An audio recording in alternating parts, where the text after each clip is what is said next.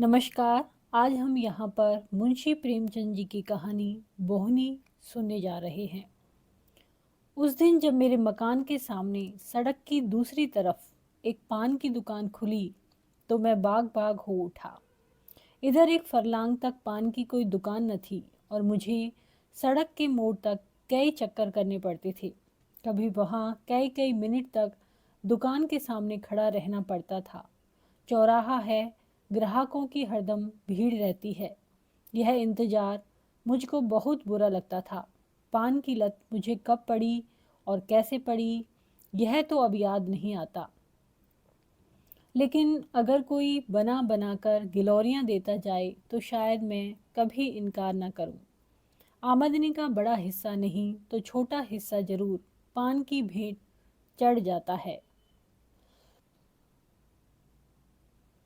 कई बार इरादा किया कि पानदान खरीद लूं, लेकिन पानदान खरीदना कोई खलाजी का घर नहीं, और फिर मेरे लिए तो हाथी खरीदने से किसी तरह कम नहीं है। और मान लो जान पर खेलकर एक बार खरीद लूं तो पानदान कोई परी की थैली तो नहीं कि इधर इच्छा हुई और गिलोरियां निकल पड़ी। बाजार से पान लेना, दिन में 5 बार फेरना, पानी से तर करना, सड़े हुए टुकड़ों को तराश कर अलग करना क्या कोई आसान काम है? मैंने बड़े घरों की औरतों को हमेशा पानदान की देखभाल और प्रबंध में ही व्यस्त पाया है। इतना सरदर्द उठाने की क्षमता होती तो आज मैं भी आदमी होता। और अगर किसी तरह यह मुश्किल भी हल हो जाए तो सुपारी कौन काटे? यहाँ तो सरौती की सूरत देखते ही कपकपी छूटने लगती है।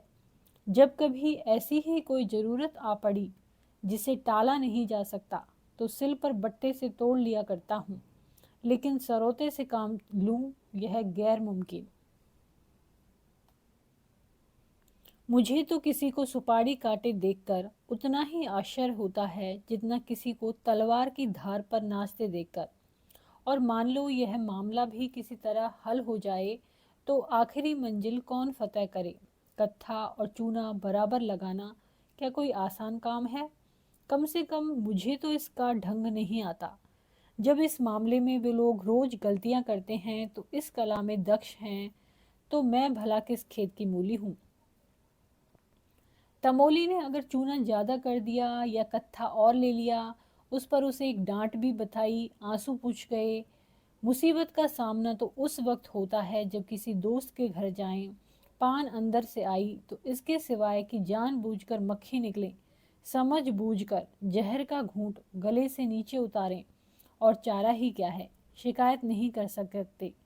सभ्यता बाधक होती है। कभी कभी पान मुंह में डालते ही ऐसा मालूम होता है कि जीभ पर कोई चिंगारी पड़ गई। गले से लेकर छाती तक किसी ने पारा गर्म करके उड़ेल दिया, मगर घुटकर रह जाना पड़ता है। अंदाजे में इस हद तक गलती हो जाए यह तो समझ में आने वाली बात नहीं। मैं लाख अनाड़ी हूँ, लेकिन कभी इतना ज़्यादा चूना नहीं डालता। हाँ, 2-4 छाले पड़ जाते हैं तो मैं समझता हूँ यही अंतःपुर के कोप की अभिव्यक्ति है। आखिर वह आपकी जातियों का प्रोटेस्ट क्यों कर करे? खामोश बायकॉट से आप राजी नहीं होते। दूसरा कोई हथियार उनके हाथ में है नहीं। भौं की कमान और बरौनिया का नेज़ा और मुस्कुराहट का तीर उस वक्त बिल्कुल कोई असर नहीं करते। जब आप आंखें लाल किए, आस्तीनें समेटे, इसलिए आसमान सर पर उठा लेते हैं कि नाश्ता और पहले क्यों नहीं तैयार हुआ। तब सालन में नमक और पान में चूना ज़्यादा कर देने के सिवाय बदला लेने का उनके हाथ में और क्या साधन रह जाता है? खैर, 3-4 दिन के बाद एक दिन मैं सुबह के वक्त तंबोलिन की दुकान पर गया तो उसने मेरी फरमाइश पूरी करने में ज़्यादा मुस्तैदी न दिखलाई। 1 मिनट तक तो पान फेरती रही, फिर अंदर चली गई और कोई मसाला लिए हुई निकली। मैं दिल में खुश हुआ कि आज बड़े विधि पूर्वक गिलोरियां बना रही है, मगर अब भी वह सड़क की ओर प्रतीक्षा की आंखों से ताक रही थी कि जैसे दुकान के सामने कोई ग्राहक ही नहीं, और ग्राहक भी कैसा जो उसका पड़ोसी है और दिन में 20 ही बार आता है। तब तो मैंने जरा झुंझला कर कहा, मैं कितनी देर से खड़ा हूँ, कुछ इसकी भी खबर है? तंबोलिन ने क्षमा याचना के स्वर में कहा, हाँ बाबूजी, आपकी देर तो बहुत हुई, लेकिन 1 मिनट और ठहर जाइए। बुरा न मानिएगा बाबूजी, आपके हाथ की बोहनी अच्छी नहीं है। कल आपकी बोहनी हुई थी, दिन में कुल 6 आने की बिक्री हुई।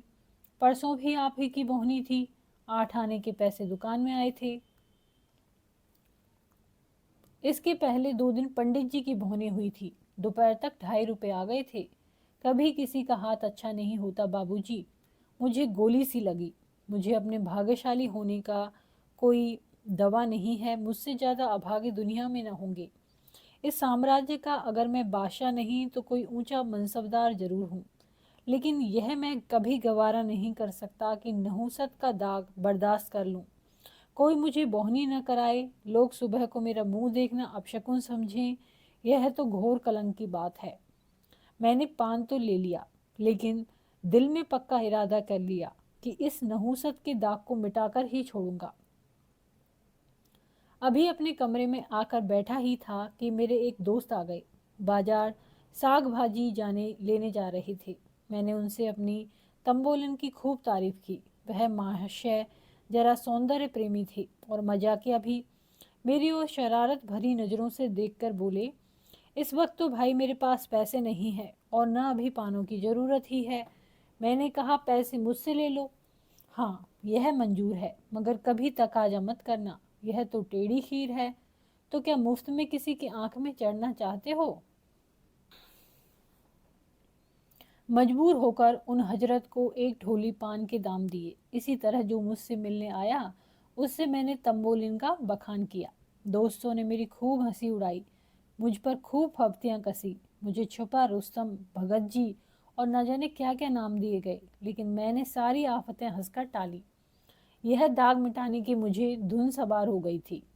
दूसरे दिन जब मैं तंबोलिन की दुकान पर गया तो उसने फौरन पान बनाए और मुझे देती हुई बोली, बाबूजी, कल तो आपकी बोहनी बहुत अच्छी हुई, कोई 3.5 रुपए आए। अब रोज बोहनी करा दिया करो। 3-4 दिन लगातार मैंने दोस्तों से सिफारिशें की, तंबोलिन की स्थिति स्तुति गाई और अपनी गिरह से पैसे खर्च करके सुर्ख रुई हासिल की। लेकिन इतने ही दिनों में मेरे खजाने में इतनी कमी हो गई कि खटकने लगी। यह स्वांग अब ज़्यादा दिनों तक न चल सकता था। इसलिए मैंने इरादा किया कि कुछ दिनों उसकी दुकान से पान लेना छोड़ दूं। जब मेरी बोहनी ही न होगी तो मुझे उसकी बिक्री की क्या फिक्र होगी।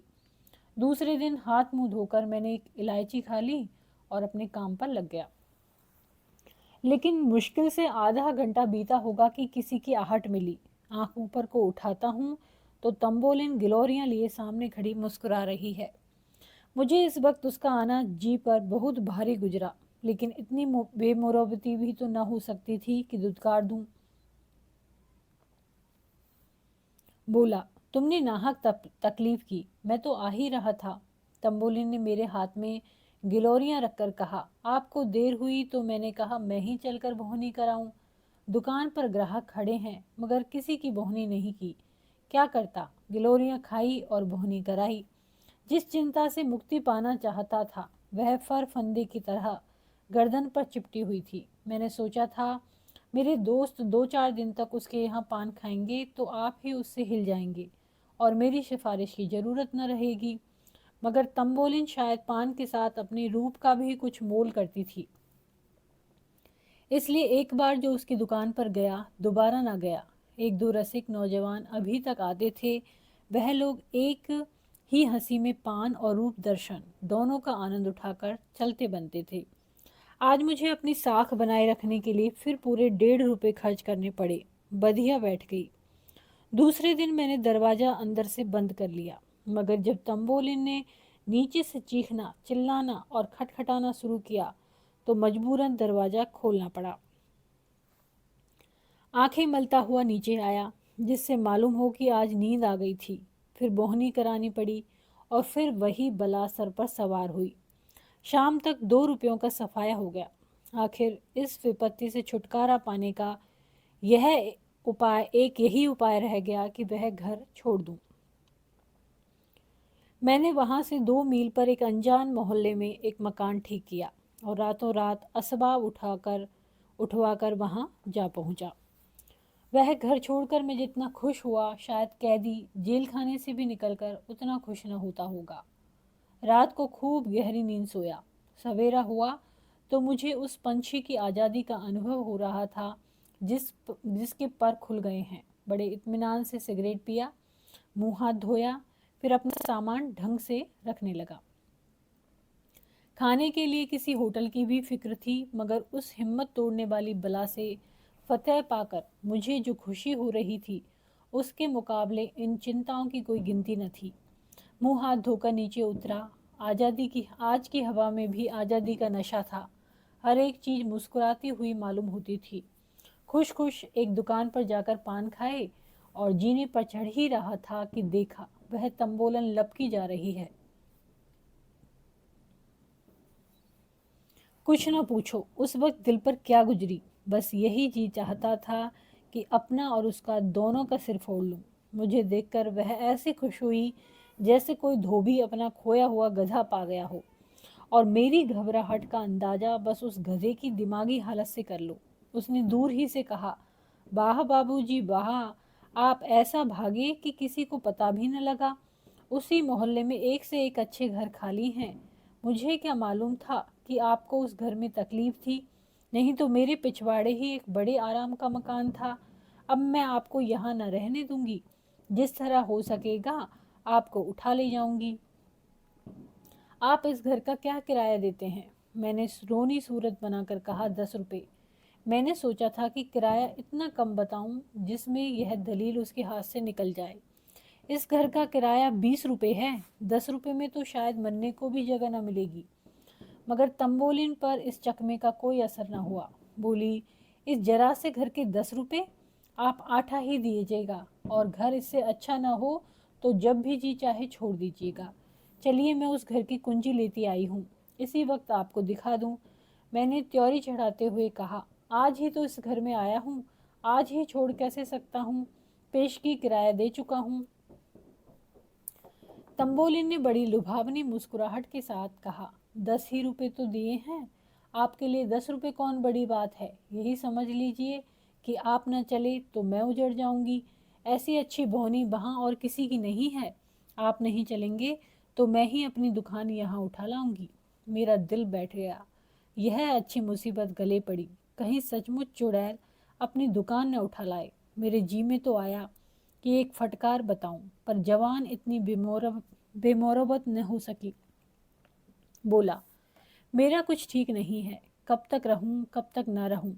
आज ही तबादला हो जाए तो भागना पड़े। तुम ना इधर की रहोगी ना उधर की। उसने हसरत भरे लहजे में कहा, आप चले जाएंगे तो मैं भी चली जाऊंगी। अभी आज तो आप जाते नहीं। मेरा कुछ ठीक नहीं है तो मैं रोज यहाँ आकर भौनी करा लिया करूंगी। इतनी दूर रोज आओगी? हाँ, चली आऊँगी। 2 मीन ही तो हैं। आपके हाथ की बोहनी हो जाएगी। यह लीजिए, गिलोरियाँ लाई हूँ, बोहनी तो करा दीजिए।